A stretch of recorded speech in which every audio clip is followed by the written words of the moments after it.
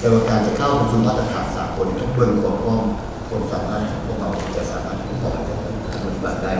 ตามคำเป็นชี้นำของประธานไกรสอน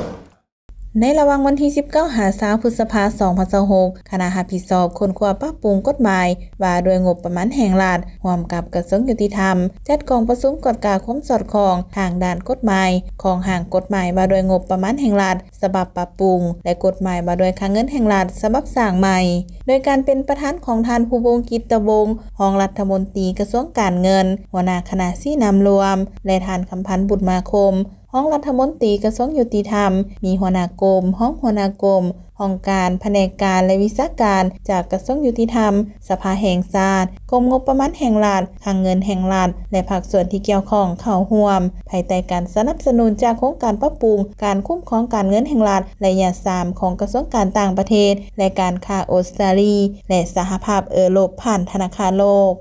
โอกาสนี้ท่านภูวงศ์กิตตวงศ์ได้เน้นหนักว่าการปรับปรุงกฎหมายว่าด้วยงบประมาณแห่งรัฐในครั้งนี้แม่นเพื่อให้สอดคล้องกับการปรับปรุงรัฐธรรมนูญกฎหมายว่าด้วยการปกครองท้องถิ่นสารบบัญชีงบประมาณฉบับปรับปรุงใหม่และติดพันโดยกงกับการร่วมกันระหว่างกระทรวงการเงินและกระทรวงแผนการและการลงทุนโดยเฉพาะแม่นการกำหนดขอบเขตความรับผิดชอบของกระทรวงให้ชัดเจนพร้อมทั้งเป็นการหันเป็นนิติกรรมเพื่อห้องหับทิศทางนโยบายและแผนพัฒนาเศรษฐกิจเอกราชเป็นเจ้าตนเองให้สามารถจะตั้งปฏิบัติได้อย่างเหมาะสมมีความรัดกุมและแก้ไขปัญหาที่เกิดขึ้นในผ่านมาบนพื้นฐานการปรับปรุงและการคุ้มครองงบประมาณแห่งรัฐให้มีประสิทธิภาพสูงขึ้น